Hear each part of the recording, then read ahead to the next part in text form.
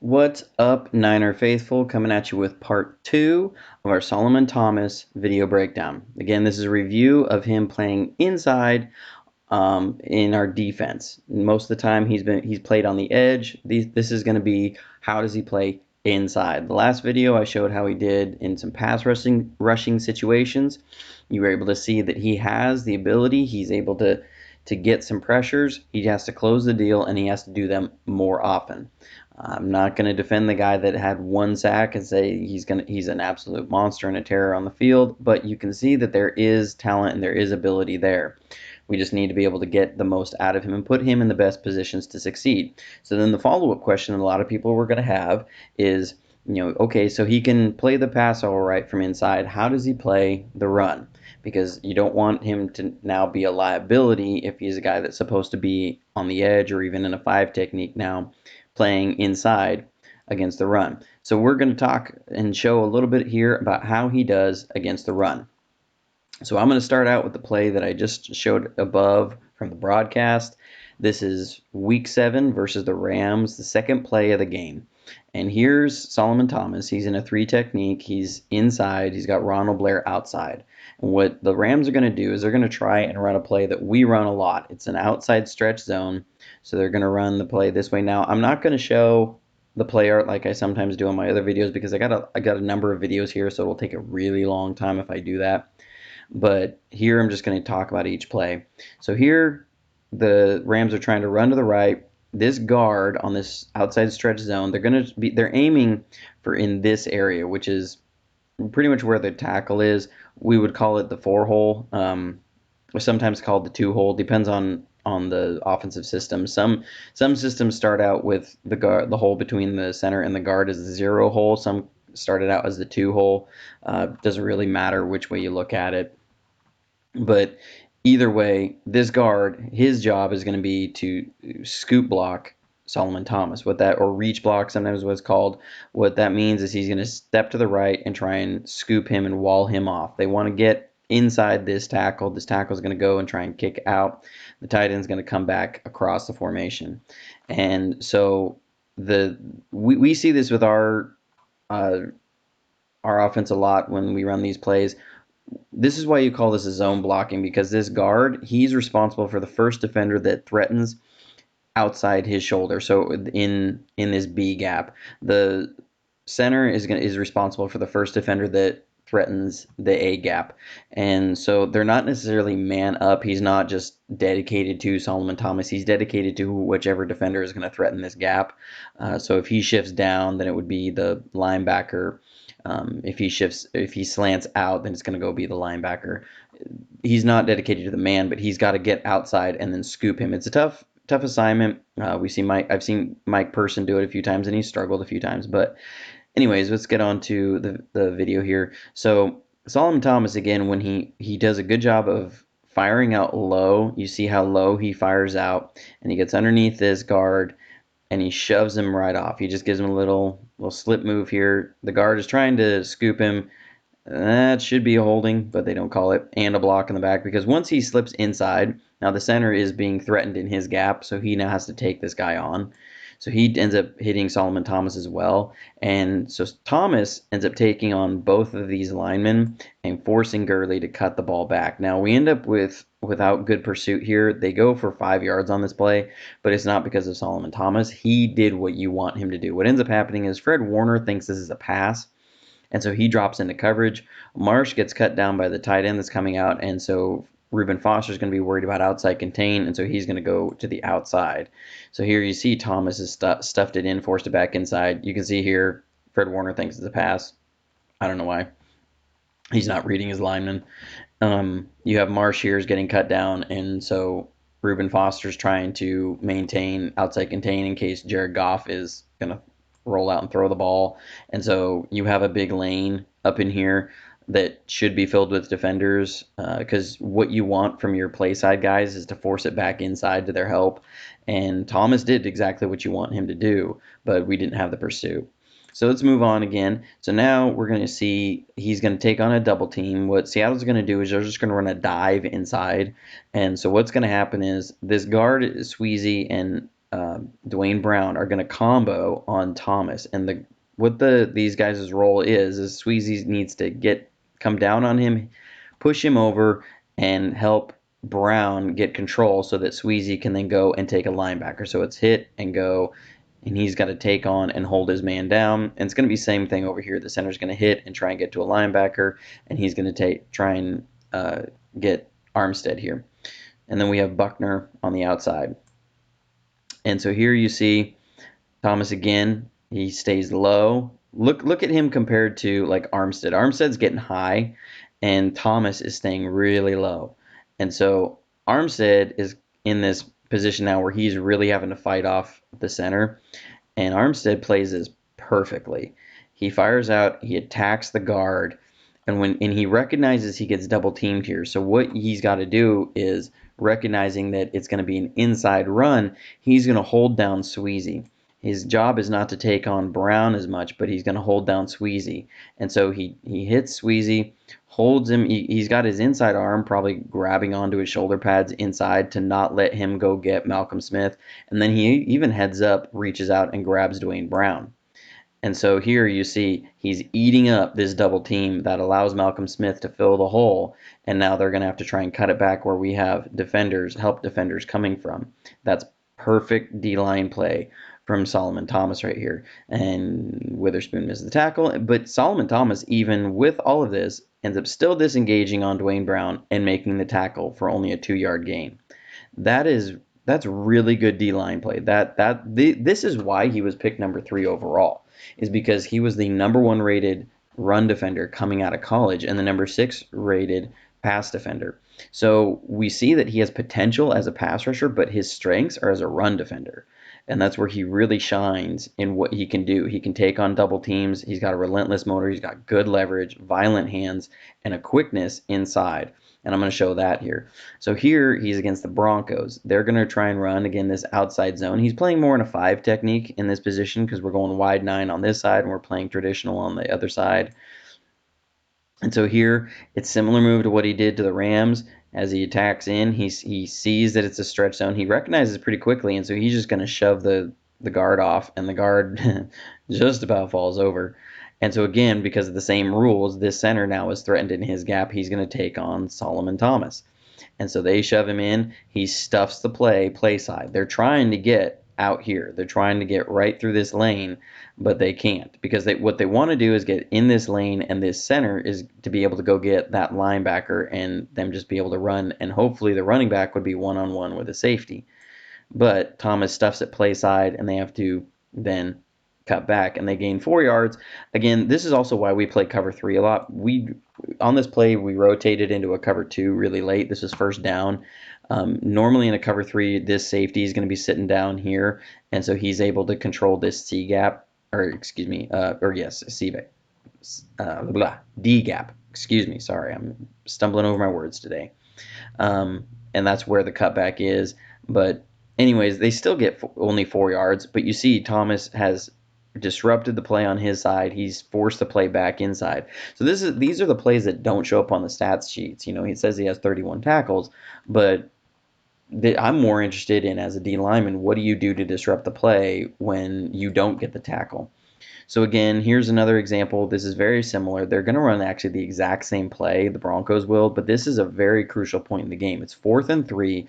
The Broncos are trying to go for it. Their playoff hopes were on the line here.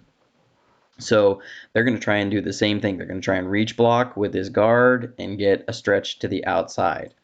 And so here, Thomas, again, he fires out low. He attacks hard. The guard was a little bit more ready for him to get thrown on his hindquarters, but if you've ever played football, and especially if you've ever played line, you remember that stupid metal bar cage that they would put out on the field. They would make you get down in a 3-point stance and fire out through and run through to keep you from getting your head too high. They're trying to get you to fire out low.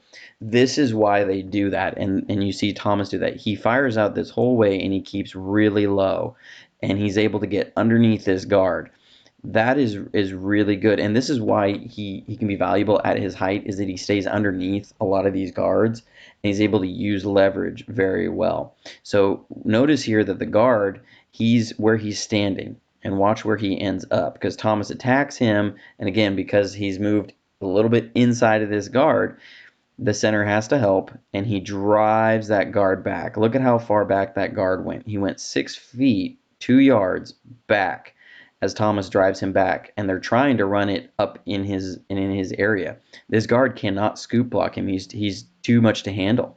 And so he drives him back. Philip Lindsay's trying to find the hole, but it's gone now. His guard has been shoved back up into the hole, and he looks to cut it back, but now we have good pursuit. And this is what it looks like now when you have this play with good pursuit. And watch Solomon Thomas here. He's going to fight on this play the whole way. He's fighting these two guys. Two guys. He's the only defender on the field wrestling with two guys right now. And he's gonna maintain his gaps. See, look at him. Because again, he's supposed to be in this gap on the outside, and he sees where the running back's going, and he's going to fight, get to the outside, nearly makes the tackle, but he does what you want. He stretches the play out. Marsh doesn't maintain good leverage here. He thinks he's going to be cutting inside, and Thomas had it, so he gives up outside contain just a little bit, but he's still able to cut back, recover, and stop him on 4th down. But this entire play is Solomon Thomas. This is him taking on 2 players and disrupting this play. That's what you want. So here we see him inside taking on double team. And so now let's fast forward. This is the last game of the year against the Rams, and Solomon Thomas is right here. It's hard to see. I did not like the camera angles on this. It was really hard to see a lot of things on the field, but it's going to be this time the Rams are actually going to come with a power blocking scheme. So we're going to see him take on a tackle that's going to come down. This guard is going to look to help and get up. And then they're going to bring a guard around, pull him around, Saffold around, and try and run up in this hole. And so here you see the guard is pulling. I almost feel like McVay took this play straight from Shanahan, because I've seen him do the same thing where he'll motion this receiver across the field to try and stem this D-end out, and then come in with a power play on the inside, because it'll stem the D-end out and give his guard a good angle to come kick this D-end out. But anyways, you see Thomas here. He gets attacked. He stays low. Look at his leverage. He's the lowest man in this group. So he's going to stay low. He takes on his tackle, and he doesn't give up any ground. They're trying to run up in his hole, and he just holds his ground and waits for the cavalry. Again, he doesn't get a tackle here, but he didn't let himself get moved out of the hole, and he held his ground and plugged up everything. That's what you want from a D lineman. That's what you're looking for. They're not going to get all the tackles. So again here, Solomon Thomas is now on this side, and what the Rams are doing here is they're running what's called a split zone, and so it's an inside zone. They're going to be looking to go up in here or cut back here. So this tight end's going to come back and kick out, and then this defender is coming across to lead this receiver is coming across, and he's meant to try and draw a guy off the edge. So here, this guard has a good angle on Thomas. He's going to come down, and he's just going to try and kick him out of the hole, so that they can work it up inside, so that they can get a scoop block here and move on to a linebacker. And then at that point, the running back has to just read the unblocked linebacker to go up this way or that way. And so I wanted to show this play because this is Solomon Thomas going against one of the premier guards in the league, Saffold, who has a good angle on him. And we're going to see how he handles this one-on-one. So here, he just straight up stands Saffold up. You see him here. This is a big man in Saffold. They both fire out low, and watch him stand him up. And then he holds his ground. And then he gets walled down a little bit after the center gets pushed over. And Sheldon Day did a really good job here. He's right here. And he ends up eating up a double team. And so they just, between these two guys, they plug up the entire interior and were able to stop this run for 1 yard.